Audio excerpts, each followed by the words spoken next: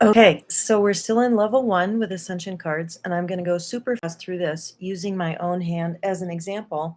And next time I make a video, whoever gets on live on the chat with me, it'll probably be, I don't know, tomorrow afternoon. You guys know me, I'm really unpredictable, but anyway, if you get online with me, then if I will pull out your age, and if you have it, pull it out now. So the quadration chart that is for your year. So it's just exactly the same principle. It's just really, really simple. And I'm just going to sort of give you an example of how accurate it is. Okay, so you find your card. Because I'm a 7 of diamonds, I'm always in one of two positions. So here I am in the 56th year, and let's look at my descending. Let's look at descending Mercury. That's what my guides are saying. So descending Mercury for me is the King of Diamonds, to the left and down, right? So this year in Mercury, what's on my mind is the King of Diamonds. And so I have to resolve issues. Remember, descending is about resolving issues going into the past and seeing what problems I might have with that particular vibration. So the King of Diamonds is really about ruling your own roost, taking responsibility for having your life line up with your integrity and so forth. And in Mercury, it's like, okay, I need to change my mindset in terms of that, getting my life to line up with my values. And that's really what it's happening. I'm also thinking a little bit about my business, but I don't know, maybe that would be more in the ascending. Well, turns out, okay, so let's continue with descending. So that would make the Ace of Diamonds right behind my card, my descending moon card, even though it's behind me. So the Ace of Diamonds would be learning to value myself. God, that's always up for the 7 of Diamonds. So there has been a real huge focus on that for me just since my birthday in August, and in really, doing self-validation and that kind of thing. And also what is my emotional field around that Ace of Diamonds, and how could that be bringing up issues? And maybe it has to do with loneliness for me, which it fits. Feeling kind of isolated, but how can I really win that card and overcome the issues of it? Okay, so now let's flip to ascending. So I have the same two cards in my hand, right? Only King of Diamonds becomes the descending or ascending moon card, and then the ascending Mercury card becomes the Ace of Diamonds. So going from getting my life to line up with my integrity, that Ace of Diamonds in ascending Mercury, it's like, what is the truth that I'm speaking? Ascending is going out into the world. It's the high side of that card. So because it's also the moon card descending, there's an emotional resolution that has to take place before I can speak that truth out into the world. So then it becomes, I see your value, and I'm speaking that value to other people.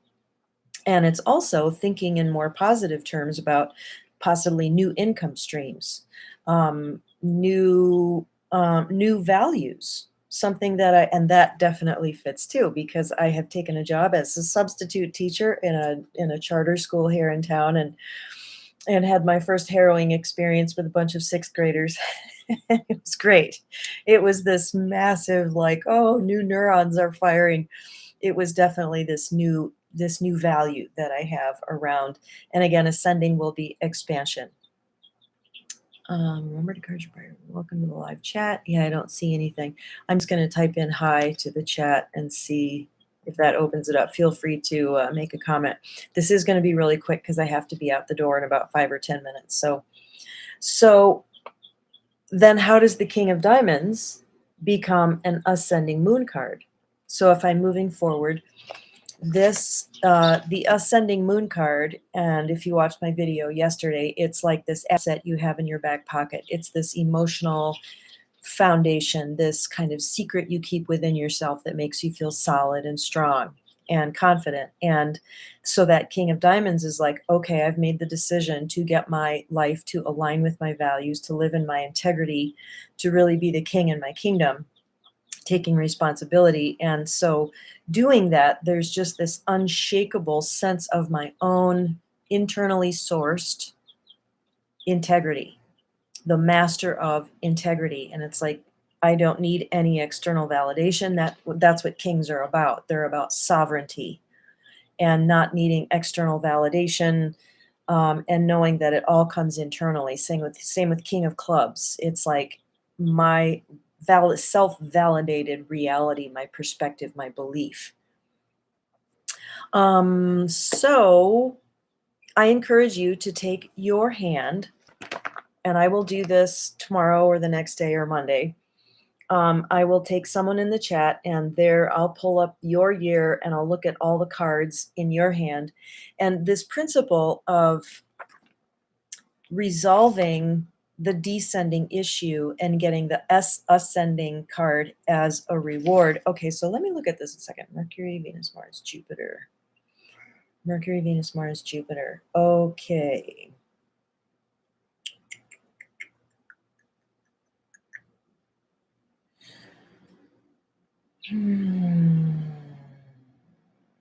I think there's a possibility that the too much to say. Mars. No, I think that is correct. Okay, so I'm going to look at Saturn. So just to give you an example of working through issues to win. Okay, so let's look at descending Saturn, Mercury, Venus, Mars, Jupiter, Saturn for the Seven of Diamonds. It's always either the Two of Hearts or the Ace of Clubs. So yes, I'm working on self-knowledge and intimacy my whole life. Big theme.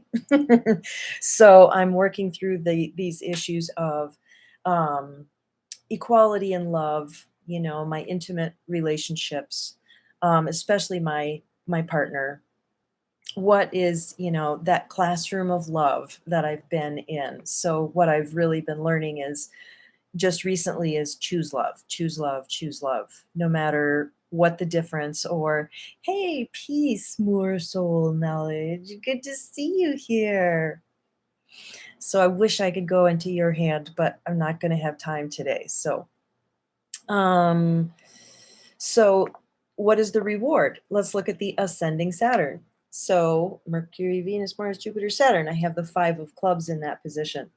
So expanded knowing, curiosity, and I've definitely found that. It's like finding this place and this commitment of love in my partnership. I am free to be more contemplative and curious about him in a more detached way. Five of Clubs could really be translated as mindfulness, being in the present. My guide sat me down one time and said, the Five of Spades is, oh, okay, hey.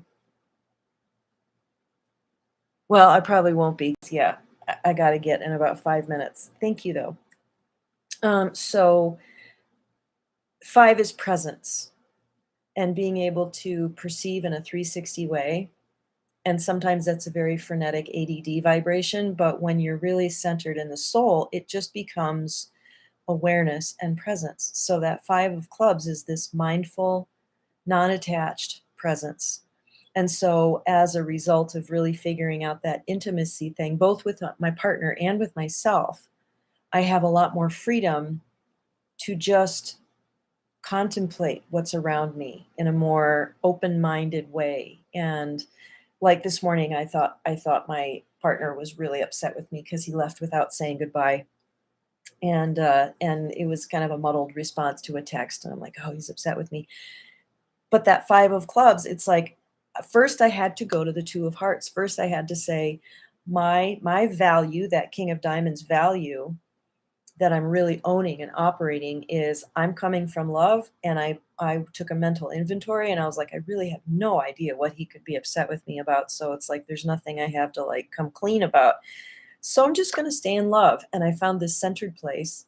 And then I found the capacity to just be more curious about him and like, wow, I wonder what's going on. And, is he being kind of shaken up by, solar storms? I mean, there's so much happening right now vibrationally on the planet that everyone's being affected. So it gave me this space to be curious because I chose the descending issue 2 of hearts, love. So then my mind and my awareness opened up, and then it turned out to be nothing, thank goodness, but it was a good little class for me to go through.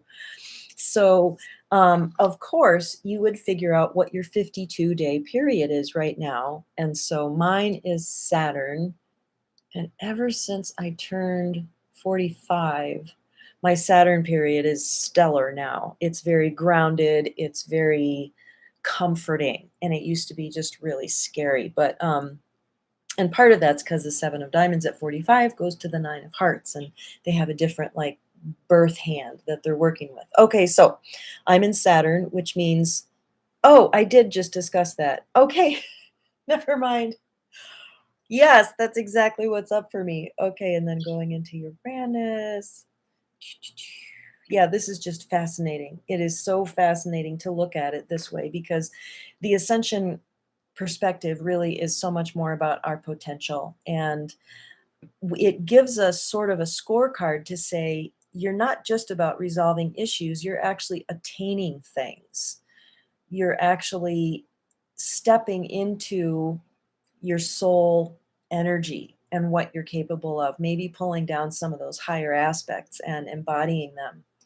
And it's a whole lifelong thing that you can look at, especially with your birth hand.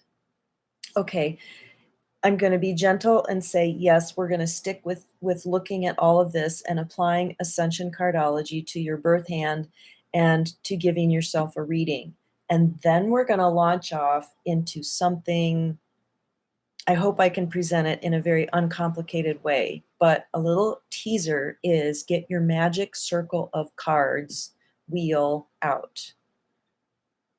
Because I've got some theories about that. And then from here, we're sort of leaping off into, well, if we apply ascension cardology to the whole thing, then everything's a mirror. Everything gets reversed. Everything spreads out in a, up and down, right and left. So, have a really good day, my friends. I am so glad to be back with you. I am so hungry to be digging into this with you. So, give a like and a share and do a little homework and get back to me and tell me what you think. Okay, have a great day. Bye.